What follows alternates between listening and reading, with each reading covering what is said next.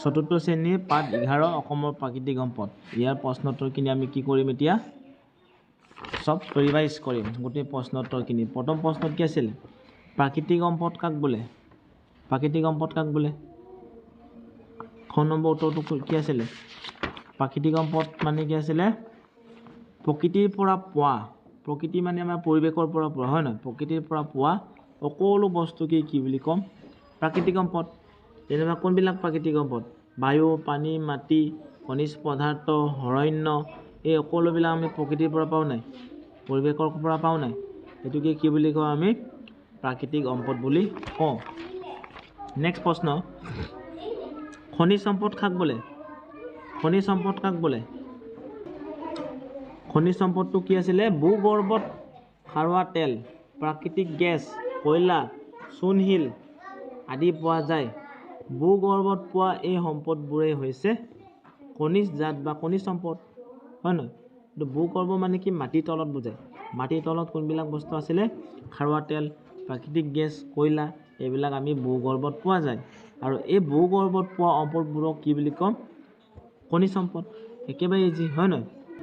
ঘ নম্বৰটো কি আছিলে? অসমৰ প্ৰধান খনিজ সম্পদসমূহ কি কি আছিল? ইয়াৰ উত্তৰটো হ'ব খাৰুৱা তেল, প্ৰাকৃতিক গেছ, কয়লা, চূণশিল, এইবিলাক হ'ব প্ৰধান খনিজ সম্পদ। প্ৰশ্নটোতো দিছে অসমৰ প্ৰধান খনিজ সম্পদসমূহ কি কি আছিল, হয় নহয়? উত্তৰটো হ'ব এইটো, খাৰুৱা তেল, প্ৰাকৃতিক গেছ, কয়লা, চূণশিল। ঘ নম্বৰত কি আছিলে? অসমক কিয় পনীয়া সোণৰ ৰাজ্য বুলি কোৱা হয়? অসমক কিয় পনীয়া সোণৰ ৰাজ্য বুলি কোৱা হয়? কিয়? উত্তৰটো কি হ'ব? খাৰুৱা তেলৰ ক্ষেত্ৰত অসম ভাৰতৰ ভিতৰতে এখন চহকী ৰাজ্য। সেয়ে অসমক পনীয়া সোণৰ ৰাজ্য বুলি কোৱা হয়। কিয়? বুজি পালি নাই? খাৰুৱা তেলৰ ক্ষেত্ৰত অসম ভাৰতৰ ভিতৰত এখন চহকী ৰাজ্য। চহকী মানে পুৰা ধনী দেই। এইবাবে কি হয়? অসমক পনীয়া সোণৰ ৰাজ্য বুলি কোৱা হয়। জলজ সম্পদ কি আছিল? জলজ সম্পদ কাক বোলে? জলজ সম্পদ কি আছিলে? নদ নদী, খাল বিল, পুখুৰী আদি পানী আমি বিভিন্ন কামত ব্যৱহাৰ কৰোঁ। পানীত বিভিন্ন প্ৰাণী যেনে মাছ, কাছ, ঘৰিয়াল, শিহু থাকে। এইবোৰ আমাৰ বাবে বৰ উপকাৰী। পানীত থকা উদ্ভিদ আৰু প্ৰাণীসমূহক জলজ সম্পদ বোলে। এই গোটেইখিনি লিখি দিলেই উত্তৰটো হৈ যাব, জলজ সম্পদ। প্ৰথম ছত কি আছে? অসমৰ তিনিবিধ কৃষিজাত সম্পদৰ নাম লিখা। অসমৰ তিনিবিধ কৃষিজাত সম্পদৰ নাম। কৃষিজাত সম্পদ কি কি আছিলে? ধান, মাহ, সৰিয়হ, হয় নহয়? এই তিনিটাটো লিখিব লাগে, ধান আৰু মাহ আৰু সৰিয়হ। দ্বিতীয় ছত আছে তিনিবিধ বনজ সম্পদৰ নাম লিখা।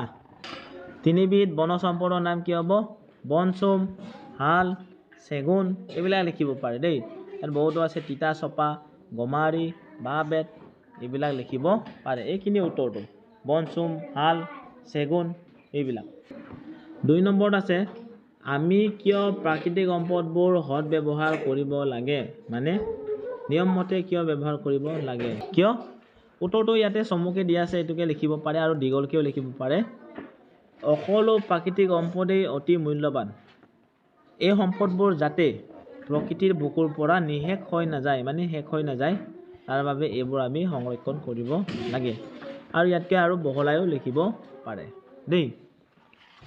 3 নম্বৰটোত কি আছে? শুদ্ধ উত্তৰটো বাছি উলিয়া, ৰাইট চিন দিয়া।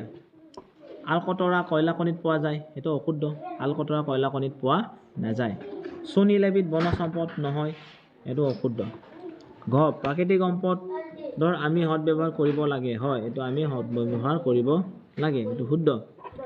ঘ নম্বৰ দিয়া আছে অসমৰ কাৰ্বি আংলং জিলাত খাৰুৱা তেল প্ৰচুৰ পৰিমাণে পোৱা যায়, এইটো অশুদ্ধ। ঙ ভূগৰ্ভত পোৱা খাৰুৱা তেল পোনে পোনে ব্যৱহাৰ কৰাৰ বাবে উপযোগী, এইটো অশুদ্ধ, এইটো নহয়। এইখিনি হ'ব ইয়াৰ উত্তৰ। খ অংকৰ লগত খ অংক মিলোৱা। কয়লা ক'ত পোৱা যায়? কয়লাক কি বুলি কয়? খনিজ সম্পদ বুলি কয়। খাৰুৱা তেলক কি সম্পদ বুলি কয়? পনীয়া সোণ বুলি কয়। ঘৰ, হাতী, এইবিলাক কি বুলি কয়? বনজ সম্পদ বুলি কয়। পানীত থকা প্ৰাণীসমূহক কি বুলি কয়? জলজ সম্পদ বুলি কয়। এই গোটেইখিনি উত্তৰ মই যেনেকৈ কৈ দিলোঁ হয়, এনেকৈ ধুনীয়াকৈ লিখি উলিয়াব লাগে আৰু কষ্ট কৰিব লাগে। এইখিনিয়ে আছিলে চতুৰ্থ শ্ৰেণীৰ পাঠ নম্বৰ 11ত অসমৰ প্ৰাকৃতিক সম্পদৰ যেটো লেসনৰ প্ৰশ্নোত্তৰবিলাক দিয়া আছে এই সকলো প্ৰশ্নোত্তৰ সিমানতে কি হ'ব শেষ হ'ব